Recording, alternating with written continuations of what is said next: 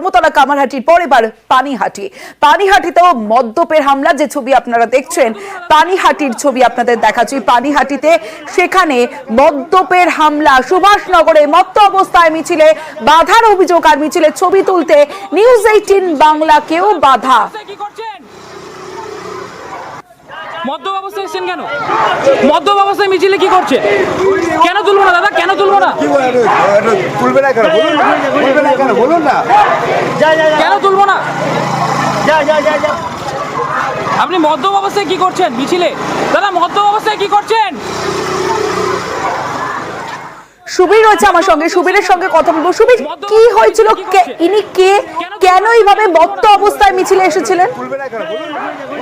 দেখো, পানিহাটি পৌরসভার 18 নম্বর ওয়ার্ড সুভাষনগর এলাকায়, এর নাম হচ্ছে অমিত পঞ্চ। এলাকায় সবাই ফেলানো হবে চেনে, এবং এটি একজন তৃণমূল কর্মী। এবং আজকে যখন সুভাষনগর এলাকাতে যখন এলাকার মানুষজন বিচারের দাবিতে তারা যখন মিছিল করে, এবং সেই মিছিল করার সময় কিন্তু যেটা অভিযোগ যে আমরা যখন ছবি করছিলাম সে সময় এই ব্যক্তি মদ্য অবস্থায় আছে এবং এসে কিন্তু মিছিল বন্ধ করার জন্য কিন্তু হুমকি দিতে থাকে। এবং তারপর যখন আমরা ছবি তুলতে যাই তখন আমাদেরও বলে ক্যামেরা বন্ধ করার জন্য।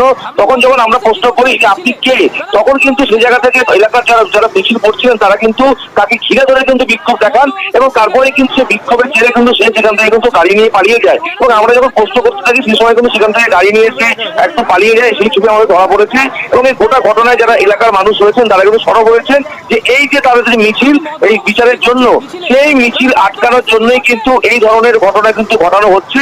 এবং তারা পরিষ্কার জানিয়েছেন যে তাদের কোনো রকম মুখ বন্ধ করা যাবে না।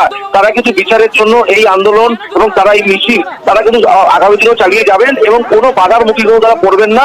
এবং এই যে তৃণমূল কর্মী অমিত ভঞ্জ যে রয়েছেন, সে কিন্তু কোনো রকম কোনো প্রশ্নের উত্তর না দিয়ে কিন্তু সেখান থেকে বিক্ষোভের মুখে পড়ে সেখান থেকে গাড়ি নিয়ে কিন্তু পালিয়ে যান। বেশ সুবীর। মদ্য ব্যবস্থা এসেছেন কেন? মদ্য